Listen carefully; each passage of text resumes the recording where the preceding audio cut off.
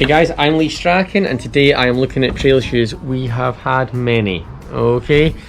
Today I'm concentrating on Hoka. What have I got? This is what I'm currently using for my easy days off-road, the Speedgo, 304 grams, fantastic shoe when you want a little bit more protection. Probably a little bit too much shoe for me, but for long trail days, people are loving this. For the faster days, or if you just want to go out on the trails and have a blast, this would be my shoe of choice. The Hoka Evo Jaws, probably my favourite off-road shoe that I've ever run in. Super light, super fast, but it's offering you very little protection. Okay, the new shoe, well, can it fit somewhere in between the two of these? Okay, typical Hoka packaging, nothing too much to write home about there, but it's simplistic. Spend the money on developing the shoe. I'm happy with that. The Hoka Torrent 2, I'm going to go into the details later. 264 grams, 204, 304. That's the weight. 5mm drop. We'll go into it all a little bit more. Let's just get down to the trails and then get started, and I'll chat you through it. Your liver laughs echo so long around the walls of my journey alone. Initial feel would definitely be that it's more like a lightweight Speedgo than a stacked Evo Jaws. Once we start to get up to pace, we'll maybe see that, but just kind of still warming up right now. Taking over at about the first mile, but what you find is that running over all these little rocks, not too bad, but I'm not feeling any of that in this shoe. It's really pretty comfortable, so I'm not having to adjust my foot pattern or anything to avoid these rocks. If I go through them, I go through. But beware, I'm coming out to find you. I'm coming out to take you home. I'm packing shotguns and rifles. I left my flowers by the shore. So beware, I'm coming out to find you. I'm coming out to take you home. I'm packing shotguns and rifles. I left my flowers by the shore. A friend just asked how they're rolling, and I was just saying I actually just forgot that I had them on, so that's a sign of a great shoe.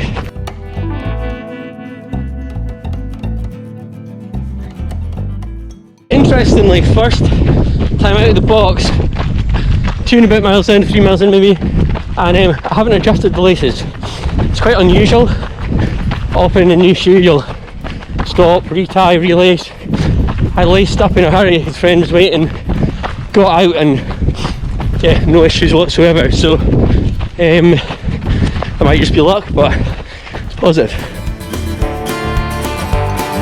The man said my hands, my eyes were covered up and paralyzed. I don't remember a thing. The nights I spent in ignorance, surgeons drumming in my mind. There is no time to pass the time. Flashback city lights are bright. Come on, take me home tonight. Hold on, hold on. The full moon won't be out tonight.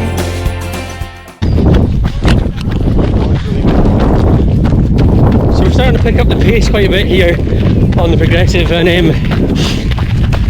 the ride's still really comfy.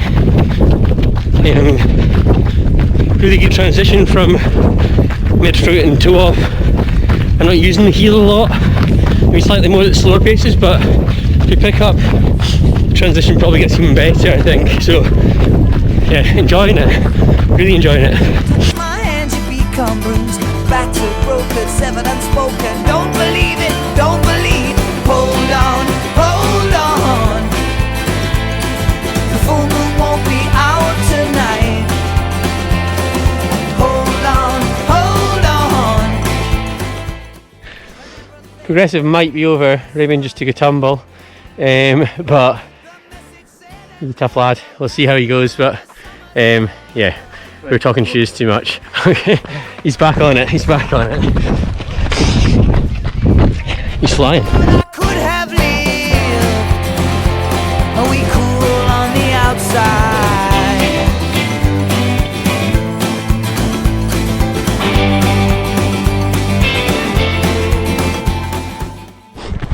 decided just to take it for a little bit of single track and just see how it goes. I mean, being honest, just come onto this trail, it's really nice and great ride. If I was wanting to run the fastest on this trail, what would I be doing? Sorry guys, what would I be doing? I would probably be wearing the Eagle Jaws, I would think. But yeah, still very stable, very agile ride. Really nice on this little stuff. That's us just coming off the trails now, heading back towards the car. And yeah, first impressions, really good. That was fantastic. I'll chat to you back again when I'm home, but yeah, really enjoyed that. Good shoe. So guys, spec and thoughts. What we have is a 5mm drop, the 26mm stack in the rear foot, 21 in the forefoot. Pro-Fly midsole. Concept here is that it's slightly more cushioned through the rear foot and still gives you a propulsive toe off. It's a wee bit thinner through the front here. That kind of slightly classic Hoka shape with a wee bit of a rocker. Starting from the bottom up, on the outsole we have a multi-directional lug pattern. Interestingly, they haven't used Vibram here, which they have used in the Evo Jaws and in the Speedgo. Okay, I didn't notice any difference in the traction here. This is actually coming back to you after 2 runs in this, because on Saturday family life took over, so I didn't do this on Saturday. So I ran a marathon paced like long run tempo run yesterday, and today I went out for 5 really easy miles on the trails. They were really single track, windy, very rocky. Just it was nice to test at a different pace, and yeah, it was really nice on that as well. It was great. Okay, so however, back to the shoe. What have we got? For those of you that haven't run in Hoka before, sometimes it looks like the stack is higher than it actually is, but this, your foot actually sits within this, and it almost cradles, especially through the midfoot here. One thing that I really liked about this shoe is with the Speedgo, I find that the stack and the cradling comes a little bit too far forward, and then the overlay kind of creates a hot spot on the inside of my toe. That wasn't the case here. It actually looks like a narrower shoe in some aspects, but I think the toe box is more in proportion to the midfoot, so that works better for me. Okay, the upper is interesting in that it's made of completely recycled material, so I think that's a big plus point for Hoka on that one. And the overlays are just really very subtle, and as I said, they weren't didn't encroach at all. They just provide a little bit more stability through the upper, and just give a little bit of a bit more protection when you're on the trails there. Okay, something that a lot of people kind of are quite interested in terms of trail shoes is whether there's a gusseted tongue. I'd say it's a partially gusseted tongue. It does enough. That is there. It's essentially where the tongue is attached to the rest of the shoe, and that stops rocks and debris getting into there. Okay, so overall, this shoe I think is a really great effort from Hoka. I didn't have the Torrent 1, so it's difficult to say exactly a comparison to that, but in terms of, you know, my original question, could this fit somewhere between the Evo Jaws and the Speedgo, and is it a shoe that could do both things? I think the answer to that is absolutely yes. However, there are things that the Evo Jaws I think are going, I would say this could do everything for me that I want a Speedgo to do for me. It couldn't do everything that I want an Evo Jaws to do. On the hills, especially with, I've got chocolate ankles, I feel much more stable in a low slung, like with a bit more ground feel. So on something really hilly, I think that I would go for the Evo Jaws. And in the mud, thankfully, as you can see, we're not getting a lot of wet mud around here at the moment, but I think on wet mud, yeah, I'd go Evo Jaws. But for an all-round trail shoe, absolutely like superb. In in my head there's various different types of trail shoes. This does not have a rock plate, which you would find in certain shoes, but being predominantly a marathon runner, I love to use the trails to go and get a little bit of a sort of three-dimensional feel, use the sort of lateral and medial stabilizers, get a bit of ground feel, and not getting into that sort of rhythm of every foot strike being exactly the same.